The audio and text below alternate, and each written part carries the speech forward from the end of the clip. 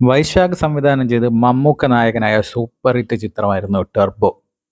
Turbo Jose എന്ന ഒരു അടിപൊളി കഥാപാത്രത്തെ അവതരിപ്പിച്ചായിരുന്നു മമ്മൂട്ടി അതിൽ പ്രേക്ഷകരുടെ പ്രീതി പിടിച്ചു പറ്റിയത്. നല്ലൊരു ക്രിസ്ത്യൻ പശ്ചാത്തലമുള്ള ഒരു ഗംഭീര ആക്ഷൻ കോമഡി എൻ്റർടൈനർ ആയിരുന്നു ടർബോ എന്ന മമ്മൂട്ടി ചിത്രം.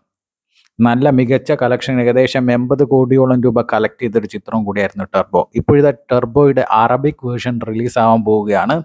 ടർബോ ജോസ് എന്ന മമ്മൂട്ടിയുടെ കഥാപാത്രം അറബിയിലെത്തുമ്പോൾ ടർബോ ജാസിം എന്ന പേരിലേക്ക് മാറുകയാണ്. GCC രാജ്യങ്ങളിൽ ഓഗസ്റ്റ് 2-ാം തീയതി ടർബോ ജാസിം എന്ന കഥാപാത്രമായിട്ട് മമ്മൂക്കയുടെ ടർബോ എത്തുകയാണ്.